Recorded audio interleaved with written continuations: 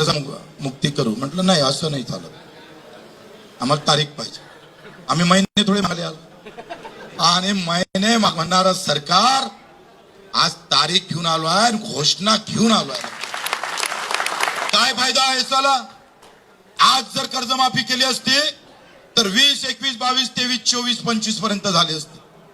ते 7 महिने लेट झाली, पण तुमची सक्तीची कर्ज वसुली होणार नाही. तुमच्यावर बोजा दिसेल, पण तो सरकारनं स्वीकारला आहे. स्वीकारला का नाही? आता तो कर्जा बोजा स्वीकारला आहे.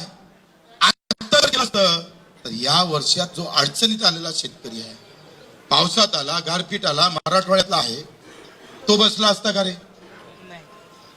2 महिने लेट झालो, पण या वर्षीतला शेतकरी, कर्जबाजारी शेतकरी बसला आहे. हे सगळ्यात मोठं उपलब्ध. काय होते, 25 जूनला आपण कर्ज घेतलं का नाही घेतलं? 25 जून किंवा जुलै मध्ये आपण कर्ज घेतलं. 31 मार्च 2026 ला 31 मार्च 26 ला काही कर्ज थकीत होते, काही कर्ज जून महिन्यात थकीत होते. आता थकीत झाल्याशिवाय कर्जमाफी करण्याचा रिवाज सध्या तरी नाही आहे. जेवढी कर्जमाफी झाली ते रनिंग कर्जमाफी झाली का कधी? थकीत कर्जमाफी झाली.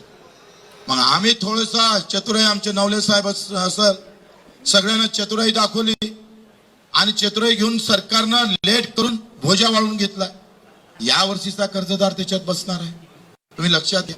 7 महिने थांबा लागन, पण न येणारा, अडचणीत सापडलेला शेतकरी, जो अतिवृष्टीत सापडलेला शेतकरी आहे, त्याला सुद्धा कर्जमुक्तीचा फायदा होणार.